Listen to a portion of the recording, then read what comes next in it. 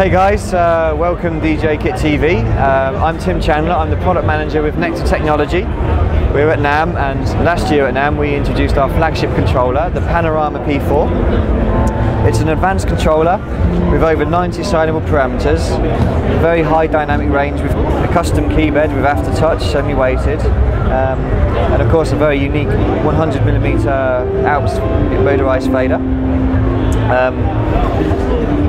It works with any door that you will own, but what we were really touting last year is the integration with Reason 6 in particular, because you could sit down behind this controller and control the whole of Reason 6. Every signable parameter is mapped inside the controller, so you never have to reach for the mouse or the QWERTY keyboard or even look at the computer anymore while you're in the element making music and laying down tunes and things. So that was really well acclaimed, and it became known as the Reason controller as a result, which is great, you know, people would look at it that way. But since then we've added a couple more controllers to the line. So we had the Panorama P4 that was introduced at $500 map, so $499. Last December we introduced the Panorama P6, which is a 61 key version, and that was at $599 US map. And then new at the show, we're introducing the Panorama P1, which is the keyboardless version. It takes all of the deep integration and the clever stuff that we do here and puts it in a nice portable box that you can take on the road, or potentially, you know, if you're accustomed to your keyboard and you don't particularly want to buy another 49, 61 keys, you know, here's a solution for you. And it comes in at $299 US map as well. This will be available in April. The other two are already available. The other thing we're introducing at NAMM is deep integration for Reason. We already got Reason, of course, but now we're doing just as deeper integration with Steinberg's Cubase. Cubase 6, Cubase 6.5 and Cubase 7 will be supported, and I'm just going to run through some of the features there now. So the deep integration is based around 3 modes. You have mixer mode, instrument mode, and transport mode. And in transport mode, this is where you can really kind of set up your sequencer loops and things like that, which allows you to do everything from the keyboard and do some recordings. So just for an example, I'm going to set up a 2-bar loop. So I'm going to move the song position to I'm going to move the song position to be. That's interesting. Oh, sorry. I have to close the I have to close Predator down, and then it will allow me to move things around on the transport. So, okay, so the tempo can change. There we go. Song position. I'm going to move it to so a 2-bar loop. Then I'm just going to say I want to set my right locator there. So I've got left locator, right locator. So I've set up a 2-bar loop, and I can move that loop around wherever I want it to be. And like you saw, we've got tempo, click level. You can set your pre and post roll up, turn your pre-count on off, punch in, punch out on auto, set your pre-post roll on, and then you've got click control, on and off, automatic quantize and record, all sorts of things that just are taken, you know, often people have to reach for the mouse or the QWERTY. It's all here for you instead. Mixer mode, of course, controls the mixer console of Cubase, and whichever mode I'm in, when I press the view button, it's going to open or close the appropriate controls that I'm controlling. So of course you get the mix console up in Cubase if I press the view button on the mixer. If I go to the instrument, I press the view button, up comes the instrument I'm controlling. So I'm just going to close those down again for now. And that's in case you need to look at it as a reference, but so most of the time you don't need to look at it because all the controls are here in front of you.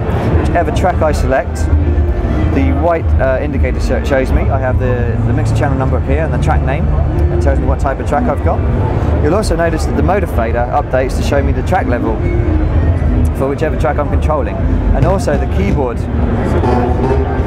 The keyboard is going to follow that too, so you can see that even if I'm in instrument mode, I can control the level from the fader here. This is still controlling the mix channel, even though I'm controlling instrument parameters here. So, and then also in mixer mode, I mean, this is pretty standard stuff on lots of, you know, intelligent keyboards that work with Cubase. So you have the mutes and the solos and the pans and the sends. Easy to change just by going through like this or toggling through them like this. What's not so so standard is the stuff down here, which again relates to whichever track I select. So I can open up the EQ, and if I press Shift View, you see what I'm controlling in Cubase here. It's going to hide the transport away, and so going back to the mixer page, I can enable my EQs, and I can then control the level. And if I press the Q button, I can then control the Q, and then go back to frequency and move it around. And you can do that for all of the 4s. If I go to the next track along, it updates to show the EQ for which, you know, for the other tracks. So there's no EQ on here, as you can see. I can enable 3 and then change the EQ, and then go back again, and it'll show me the EQ instead for the, you know, so whatever I'm doing here, I have control immediately of the EQ.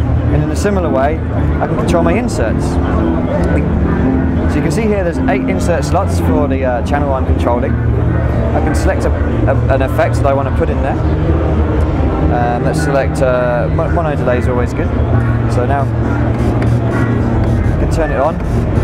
You can hear the mono delay now working.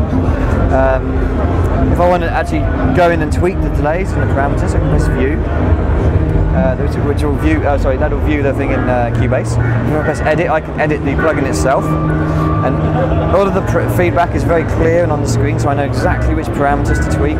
Turn the feedback down. The delay was quite long, so I'm going to take it a little bit shorter there. You can always bypass it. And if I go back to the insert, I can then go down, select another slot, and then just select another plugin count. So I can build up my sounds for a particular track from the keyboard without having to, well, even look at Cubase, but certainly never reach for the mouse or the QWERTY. And again, it updates based on the track that you're controlling. Moving on to the FX sends, in a similar way, I can select the send I want, so I can put some chorus on there potentially. So it goes for all the send buses that I have. My send levels are controlled on the parameters. And I can turn the send on and off and set it to pre or post and fader. So there's a brief kind of introduction of what we do with mixer mode. With instrument mode, we are controlling the instrument that happens to be within an instrument track. So if I go to Predator, which has, you know, tons of controls, if I bring up the view button, you can see how many controls there are, loads and loads, which on many controllers would mean that support some kind of intelligent plugin mapping. That means pages and pages and pages of mapping. Actually, what we've done is we've given you a simple button that allows you to see all of the controls in intuitive menus. So if I go down to the oscillators and press enter, you can see I've got my oscillator 1 controls. I can go to oscillator 2 here and oscillator 3 here. Or I could go to envelopes. If I go to the envelopes, these are controlled on the faders. But you'll notice that my oscillator controls are still active over here. And that's how this works. Whatever we change in the display, those controllers will change to map them, but the other controllers that are out of the display stay where they are. So you have the entire control surface working with your plugin at all times. And again, then it's very quickly. Let's go to the filters. So I can control filter 1, bang. So 2 button presses, and I'm controlling my filters instead of my oscillators. It takes away the need to think or to map or to do any learning and things like that. It's all there for you. It's all automatic. I've shown you a lot of demo on the P4 right now. As I said earlier, all of this section here is built into the P1. So all of that intelligent navigation is still possible on the P1.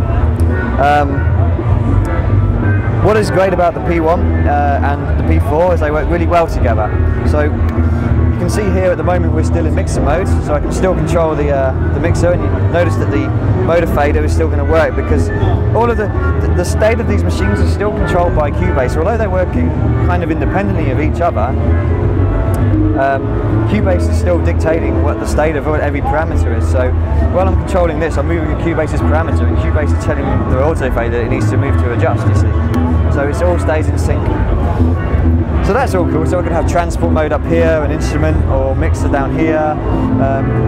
What's good, if I go to the instrument, it picks up the same obviously the same instrument that I'm controlling. So we're still controlling Predator, and I've got my filters over here, and I've got my amplitude and my filter envelope here.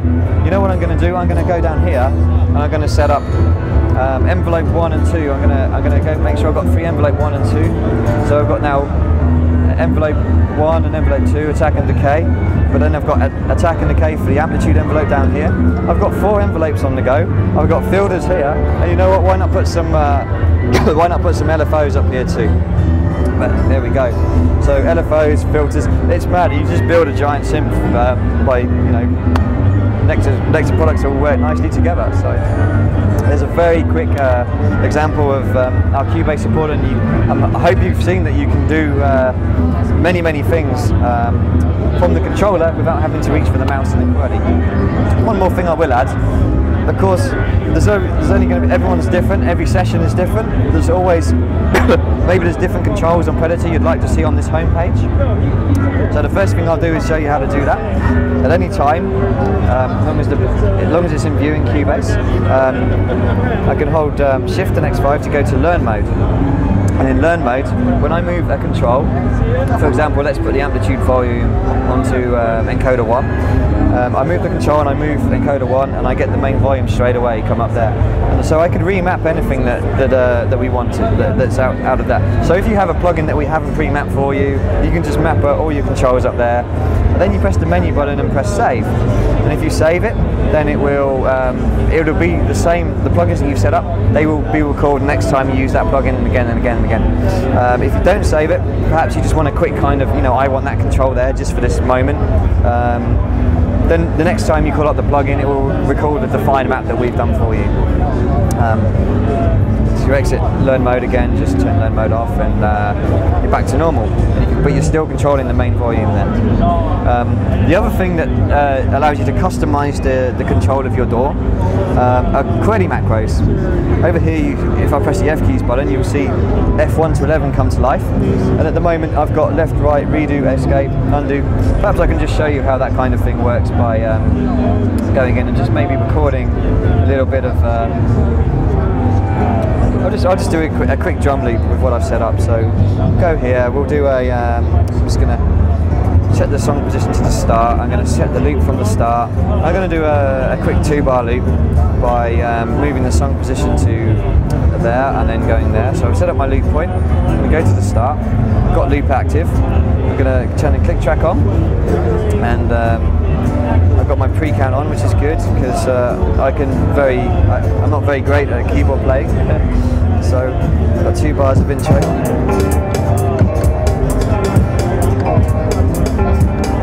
And then when I finish that, I managed to turn the loop off, which is very clever. But the point is, when I finish that, I can then go, you know what, I want to duplicate it on a few times. So what I do then is I go to the end of the loop. So I go to bar 5, and then I just hit F key, and I've got a button here that I've labelled duplicate. So what I do then is I can just duplicate, over you can see in Cubase, I can just duplicate that loop that I recorded as many times as I need. So it's really quick and easy. And that's actually sending the message, I can't remember what it is, I think it was Control D, something like that. But whatever it is, it's sending it out. I'm not really concerned with the QWERTY stuff it's doing, but it's working. And you can actually save up to 8 QWERTY messages within a single button press. Perhaps if we come over here, I can show you an example of where that's useful. So here we're controlling Reason, and one of the questions that we often get asked is, can you create an instrument in Reason? Well, not through the remote SDK, as most people know, but what you can do is if you press the F keys here, we've set up instruments, then we've got we've got different instrument names from Reason over here. So all I have to do is press go to instrument, and then press Kong, and I have a Kong created immediately, and you can see it in. If I go to the instrument, you can see it in Reason. Again, if I want to create a Maelstrom, I'm going to go set the instrument. And I'm going to go. Where's Maelstrom? There it is. There. Actually created. I pressed the wrong button now. I pressed the IDA. Let me try that again. There we go. There's the Maelstrom. And the other good thing is, if you do it wrong, you just press undo. Yeah. So it's really easy. And so what we're doing there, we're sending several keystrokes works, you can see that when I press the instrument button, it opens up the menu, scrolls down and goes across. And then when I press the next button, it's gone down, down, down and pressed enter. So there's an example of why, you know, it's useful to have more than one QWERTY keystroke going from a single button. I've been going on and on for ages. I hope I've explained why, how easy it is to control your device from Nektar. Hopefully you've seen why it is a great controller for the Cubase, a great controller for Reason. We're also working with Bitwig at the moment on deep integration for their Bitwig Studio. So yeah, please, hope you've enjoyed it.